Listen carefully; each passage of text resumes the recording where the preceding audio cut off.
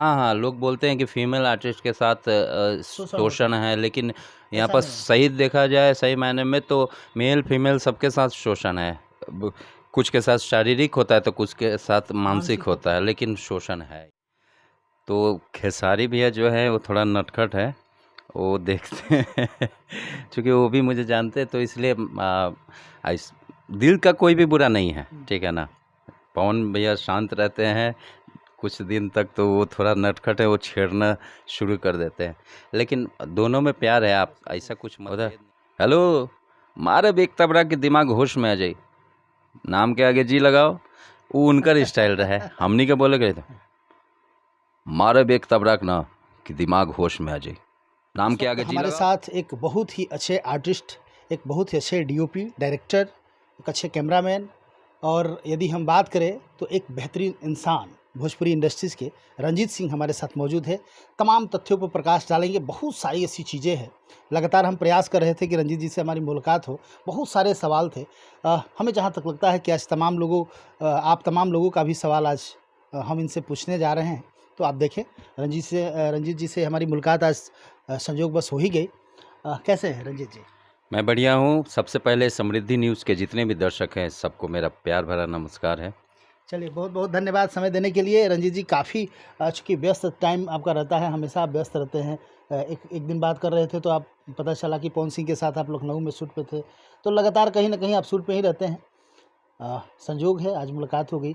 जानना चाहेंगे रंजीत जी, चूँकि कहीं न कहीं आप शुरुआत किए थे तो शुरुआती समय में काफ़ी स्ट्रगल था। और उस समय तो इस तरह का यूट्यूब और सोशल मीडिया का भी ज़माना नहीं था। जी। उस समय से आपने स्टार्ट किया था, चूँकि हम तो उस समय से आपको देख रहे हैं जब आपने शुरुआत किया था।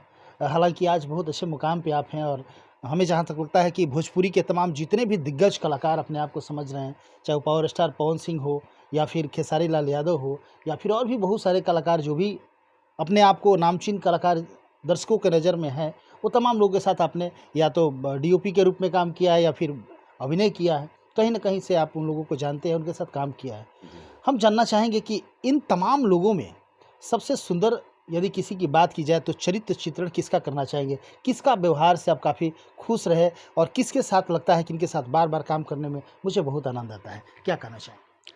सबका व्यवहार सही है, और इंडस्ट्री में सबको ये मेहनत करके ही पहुंचा है। और पर्सनल रही बात, तो मुझे पवन जी से ज़्यादा लगाव है, हुँ, क्योंकि उनके साथ काम करके अलग ही मज़ा आता है। एक अंदर से जोश, और निरहुआ जी के साथ भी काम करके बहुत मज़ा आता है। हुँ। मैंने खेसारी जी के साथ कैमरा वर्क किया है, लेकिन उनके साथ स्क्रीन शेयर नहीं कर पाया अभी तक। लेकिन वो भी अच्छे इंसान हैं। लेकिन अगर पर्सनल बात की जाए, तो मुझे पावर स्टार के साथ काम करके बहुत ही मज़ा आता है। पावर स्टार के साथ तो आप बचपन से ही जुड़े हुए हैं, और लगातार आपके बारे में लोग चर्चा भी करता है। चूँकि कहीं न कहीं रंजीत सिंह का नाम आता है, तो पूरे बिहार में ही नहीं, यदि भोजपुरी फ़िल्म इंडस्ट्री से जितने लोग जुड़े हैं, शायद ही कोई ऐसा होगा जो नहीं जानता होगा रंजीत जी को। पवन सिंह के साथ तो आप एक और भी एल्बम काम किए थे, मजनुआ पिटा था। जी। लगातार वो आपका खूब वायरल हुआ था। तो वहीं से आपका शुरुआत हुआ था पवन सिंह के साथ अभिनय का, या इसके पहले भी कोई काम किए थे आप? नहीं, अभिनय वो मेरी पहली थी पवन जी के साथ, हुँ, चूँकि उससे पहले मैं as an assistant cameraman, as an DOP भी हुँ, उनके साथ एल्बम, फ़िल्म वगैरह किया हूँ मैं। लेकिन एक्टिंग की शुरुआत वो पहली थी मेरी। उस समय लॉकडाउन लगा हुआ था एक्चुअली, तो पुदीना हम लोग शूट करने गए थे। हुँ, फर्स्ट जो पुदीना था, तो लॉकडाउन के ही समय शूट हुआ था। वो मजनुआ पिटाता एक साथ शूट करना था। हुँ। तो लॉकडाउन के समय हम लोग दूसरे बाहर से कोई कलाकार नहीं बुला सकते थे, तो मैंने सबकी राय थी कि नहीं, वो कैरेक्टर मैं ही करूं। हुँ, और मैंने बोला भी कि पवन भैया बोलेंगे तो ही मैं करूंगा, नहीं तो क्या ना, मुझे अपने कैमरा वर्क से ज़्यादा लगाव है। तो ऐसा ना हो कि मेरा कैमरा वर्क ख़राब हो जाए। तो लास्ट में बोले पवन भैया खुद कि ना, रंजीत भाई करी हैं।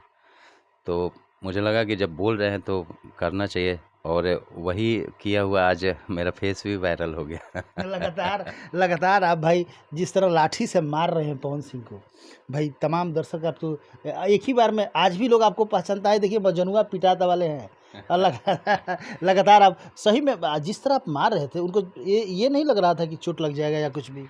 नहीं, जो अच्छा कलाकार होता है ना, तो उसके साथ कोई प्रॉब्लम प्रॉब्लम नहीं होती। पवन जी खुद बोल रहे थे हुँ, कि मारी मारी, ताकि हमके भी मैंने फील आना हाँ फील आवे। हाँ।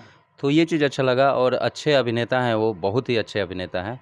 और मैं चूँकि टेक्निकल बंदा हूँ तो मुझे मालूम है कि कितना पे जाके रोकना है, कैसे क्या करना है, ताकि देखने में फॉल्स भी नहीं लगे और एक लगे कि हाँ रियल चीज़ है और किसी को चोट भी नहीं पहुँचे।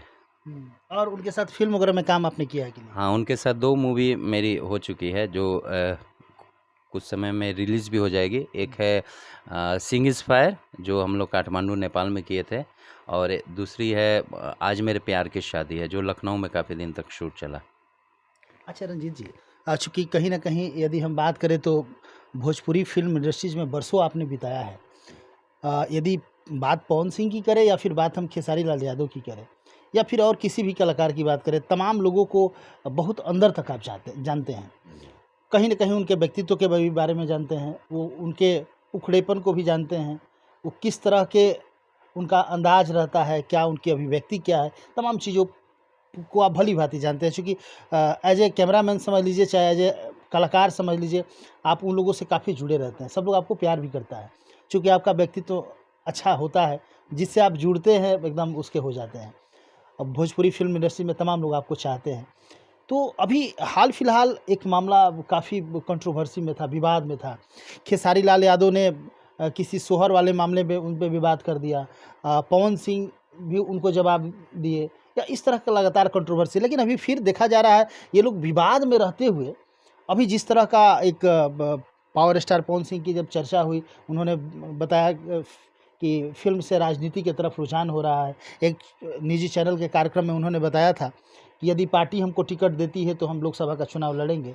तो इस पे खेसारी लाल यादव एंड उनकी पूरी टीम ने उनको काफ़ी समर्थन भी किया और कहा कि यदि पवन भैया चुनाव लड़ेंगे तो हम उनके प्रचार प्रसार में भी जाएँगे। तो इस तरह की एकजुटता इन यहाँ उनके जो भी प्रशंसक हैं वो आपस में लड़ रहे हैं, उधर वो लोग फिर एक हो गए। इस पे आप क्या कहेंगे? ये क्या ये कंट्रोवर्सी किस टाइप की होती है? चूँकि देखिए, हम ये क्वेश्चन करने के पीछे मेरा उद्देश्य ये है कि जो तमाम दर्शक हैं, जो खेसारी लाल यादव के फ़ैन हैं या फिर जो पवन सिंह के फ़ैन हैं, वो लोग आपस में तकरार करते रहते हैं, लड़ते रहते हैं। तो कहीं न कहीं अभी जो जिस तरह का मैसेज जा रहा है, इससे काफ़ी लोग संतुष्ट भी है और एक-दूसरे की प्रशंसा करने में लगा हुआ है। आपको क्या लगता है, इस तरह की कंट्रोवर्सी क्यों होती है?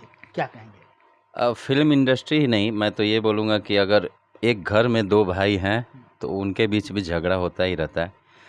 तो खेसारी भैया जो है वो थोड़ा नटखट है, वो देखते हैं चूँकि वो भी मुझे जानते हैं, तो इसलिए इस दिल का कोई भी बुरा नहीं है, ठीक है ना? पवन भैया शांत रहते हैं, कुछ दिन तक तो वो थोड़ा नटखट है, वो छेड़ना शुरू कर देते हैं। लेकिन दोनों में प्यार है, आप ऐसा कुछ मतभेद नहीं है, थोड़ा-सा कंट्रोवर्सी वो चैनल, यूट्यूबर ये लोग के माध्यम से कुछ ज़्यादा ही बढ़ा हुआ है। लेकिन थोड़ा बहुत तो होना ही चाहिए ना, फैमिली में भी अगर सब कुछ शांत रहे तो मन नहीं लगता। तो वही हाल इंडस्ट्री का है, 1-2 थोड़ा-सा नटखट भी होना ज़रूरी है, ताकि मन भी लगता रहे और काम भी होता रहे। और कंट्रोवर्सी से अब क्या, मैं शांत रहता हूँ तो शायद उतनी प्रसिद्धि नहीं पा सका। तो कंट्रोवर्सी में कुछ लोग जानबूझ के भी पढ़ना चाहते हैं। उससे क्या होता है ना, यादें ताज़ा होती रहती है, पोक करते रहते हैं एक-दूसरे को। प्रेम बढ़ता है उससे। हाँ, हाँ। किसी से लड़ के आप झगड़ा नहीं है, ऐसा नहीं है।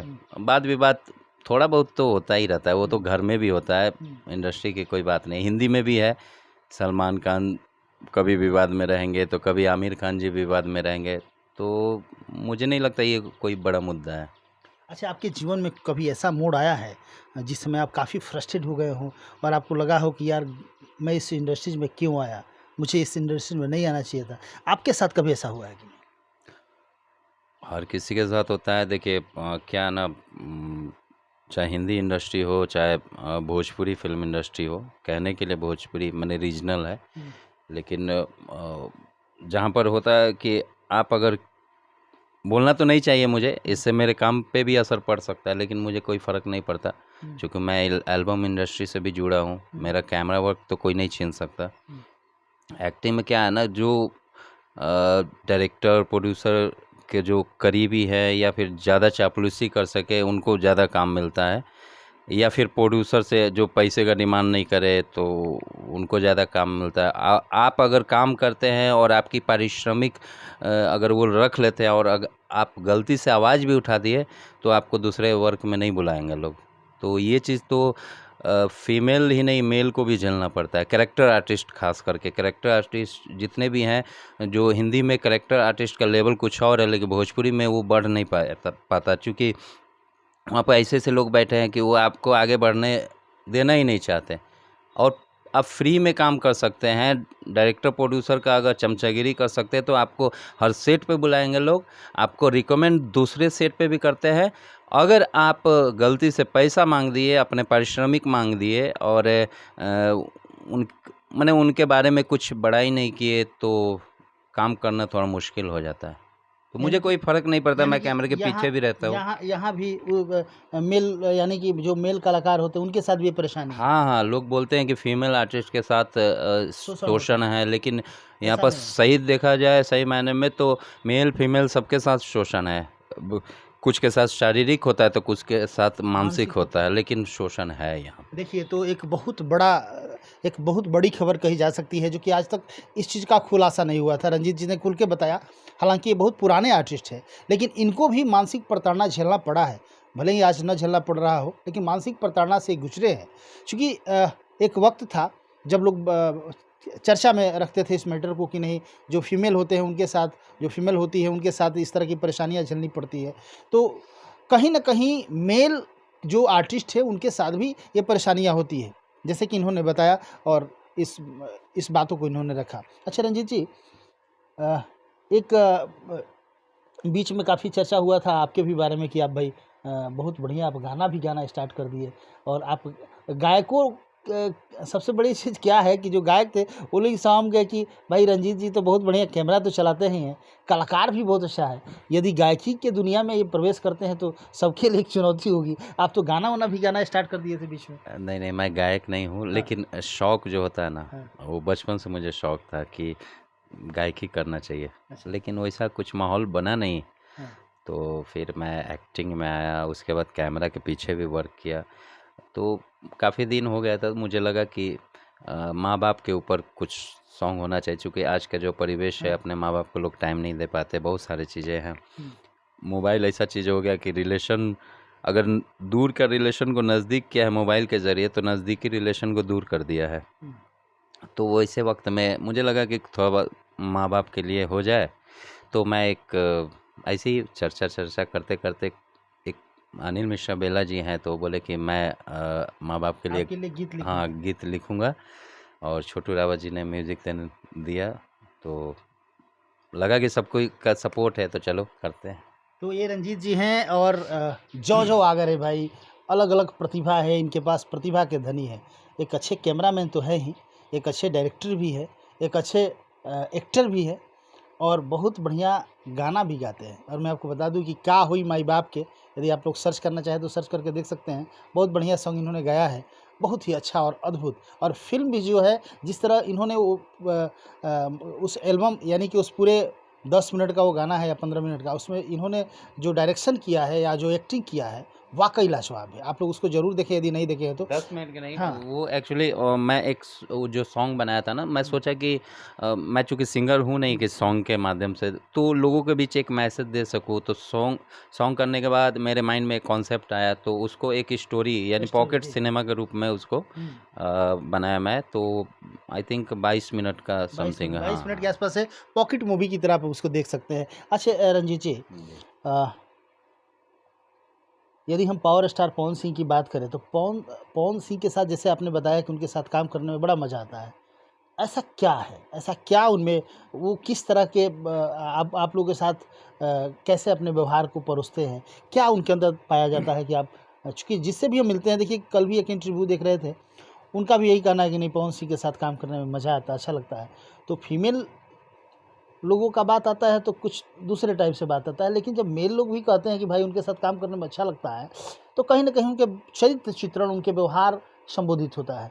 तो ऐसा क्या है उनमें कि आप लोग उनके दीवाने हैं और उनके साथ काम करने में आप लोगों को मन लगता है? क्या कहेंगे? सबसे बड़ी खासियत पवन भैया में ये है हुँ, कि वो जो भी है एकदम खुला किताब है। हुँ, बचपना है उनके अंदर और वो चीज़ अच्छा लगता है। अच्छा, बचपना उनके अंदर भी है। हाँ हाँ है और अच्छा लगता है वही अट्रैक्ट करता है लोगों हाँ को। उनका बोलने का स्टाइल भी लोगों को पसंद आता है, लोगों का गाना ट्रेंडिंग में जाता है, उनका तो डायलॉग बोला हुआ भी ट्रेंडिंग में जाता अच्छा, है। कौन सा डायलॉग, पहले डायलॉग पे हम आते हैं, क्योंकि देखिए डायलॉग पे चर्चा। डायलॉग हाँ, बहुत सारा है, हाँ। एक दो रहे तो अभी बताऊं मैं। देखिए एक रील भी लगातार वायरल हो रहा था, और जी लगा के बोलो कि क्या, कुछ ऐसा था।